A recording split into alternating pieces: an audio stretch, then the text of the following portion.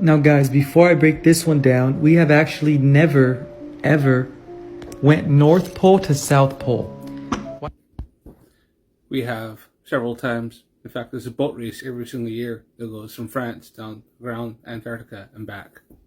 Why haven't we ever went from the North Pole of the flat Earth to the South Pole and then just go back? So technically what I'm saying is, how come we never went from America, fly your plane to the South Pole, and then end up over here, go back to China? It's not like Pac-Man where you just go this way and end up over here and go out and just keep ending up back. So that's why we've never done that. Because we live on a three-dimensional globe, not a flat pancake Pac-Man world like what you believe we live on. That's why every flight, crayon drawings. Look at October 30th, 1977, this was a 54-hour flight, 7 minutes. They went from San Francisco up here near the North Pole to the south tip of Africa, then to the tip of South America, and then to near Australia. I forget what this is called.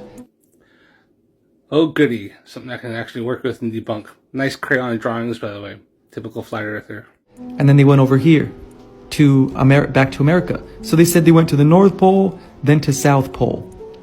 That's not. This flight path makes no sense. That's done on a This flat road Earth. You is just went like this from America.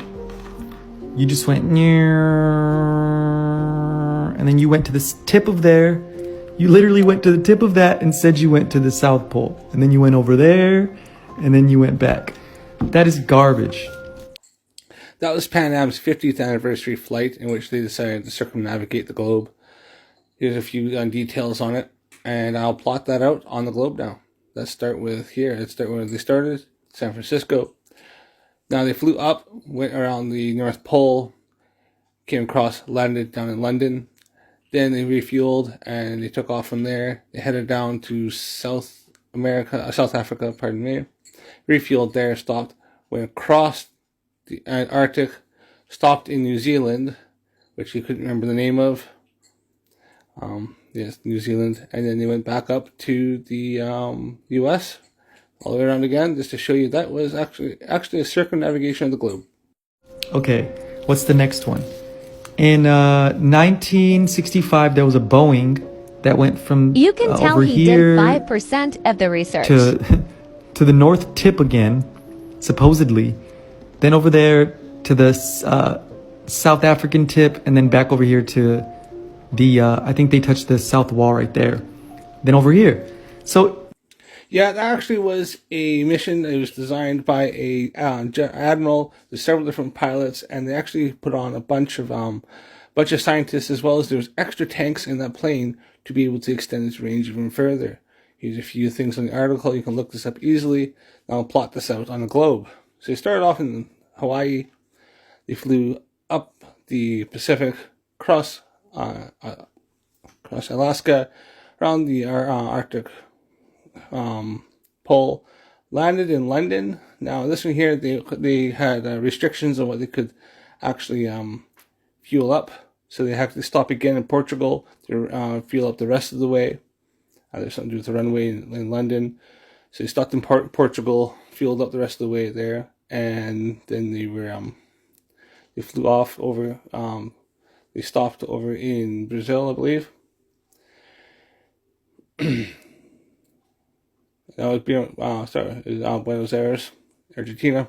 Then they continued on. They actually went down to the Antarctica, and they actually flew around 4 times. Yes, they circumnavigated the continent 4 times.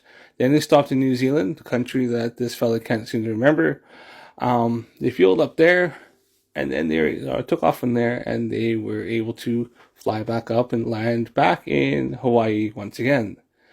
So there you are, once again, circumnavigation of the globe. And in fact, that they circumnavigated Antarctica 4 times in the plane. And lovely, eh? Probably for those scientists. So I give you a quick idea here. They did actually go all around, and then they went round, spin around Antarctica. Lovely. In 1968, this was the fastest time, 46 hours. That was 62 hours. The last one was 54 hours and 7 minutes. He did even less research 46 on this hours, one. 39 minutes. The Convair 990, that was a 747 Boeing. This one went from this to near. They all do the same shit. I wasn't even close. I didn't even set any records. In fact, it took 26 days to do that flight. It was actually for Admiral Byrd. It was in memory of him raising money for some charities and stuff like that. It actually would set a record for hitting every single continent in the world, as well as it was one of the first flights to land in Antarctica. That's plotted out here.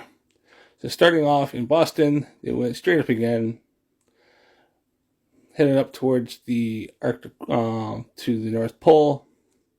They actually stopped in Greenland, refueled, and then they went up over top. There's really about there. They stopped in.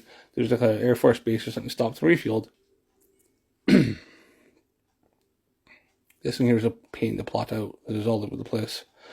Then they're up around the North Pole. They headed off to Alaska. Stopped in Anchorage, Alaska. Then they had to stop. Then they had to stop again in I think it was Cold Bay. There's sightseeing and everything on this flight. This is like more of a, like I said, this was take their time. There's absolutely no records set with this flight whatsoever. Like I said, it took 26 days. Took off in November, landed in December. They stopped in Japan. Then they headed down to, I think it was the Philippines. They stopped in the Malana, Philippines. Then they headed down to Australia, and they stopped in Darwin, Australia. Then they headed down, further down in Australia, and they stopped in Sydney. Had a little stop in Sydney there. Then they went across over to New Zealand. When he came around, stopped in Auckland. I know I didn't quite plot that there, but they stopped in Auckland. Then they headed down in New Zealand, and they stopped in Christchurch. Then they went down and they stopped down in the McMurdo station there. Then they went around the South Pole. They stopped down in South America there. And then they went further up in South America. I think they went up to some Brazil here. I think it was Rio de Janeiro. They did some like kind of touristy flights and destinations on this one here. Then they went stopped somewhere else. Then they went to one more stop in South America. They were doing some like exotic locations. Then they flew across on this one here, and they stopped in Dakar. Then they flew up to Italy, stopped in Rome. Had a little sightseeing there. Then they went to Denmark, stopped in Copenhagen. Then they went over and they went to Moscow, which was one of the first times planes from the US went to Moscow. Then they stopped in London. Then they went from London. Then they kind of jetted off back across the Atlantic Ocean, and they went back to Boston. So you see, this certainly was not setting any kind of airspeed records or any kind of records at all. They weren't trying to do that. They were raising money, doing a sightseeing kind of a charity event in the memory of Admiral Byrd. It was actually, this flight just actually happened about 2-3 years before this, but they couldn't get the funding, but they were able to get the funding to do this in this plane. You can look this up if you like. There's a PDF you can download and everything like that, so look it up. I think it was called Polar Bird was the flight. There you go. And back to Boston. So his little thing, his little cartoon drawing there, absolutely completely misrepresents this flight whatsoever. This flight was 100% went all the way around the globe. Not the most efficient way, but they weren't looking for that. They were doing I think the business class on this was $10,000 back in 1966. So do some conversions there on how much it actually costs nowadays. It's a very expensive flight, but it was one that probably was for the books. And you can look up all the different postcards and everything that people sent from this, and they actually could plot from the postcards when they went as well. So hopefully this helps. Yes, circumnavigated the globe. Because you can never go from America to the South Wall and end up going back to China. You just can't do it because you'd get stuck at the wall. You would literally There get is stuck no there. wall. These How are you gonna flights go? prove that. So they've never circumnavigated the globe. They've only went pretty much, that's why people say, all you can do is go around the equator. His dumb And they said, drawing no, we proved went from nothing. north to south, Black back to brain north. flirt No, you with didn't. You just did a crayons. stupid, The Earth is a just globe doing this. back. You're just doing a circle like that. That's, oh my gosh, guys, the earth is flat.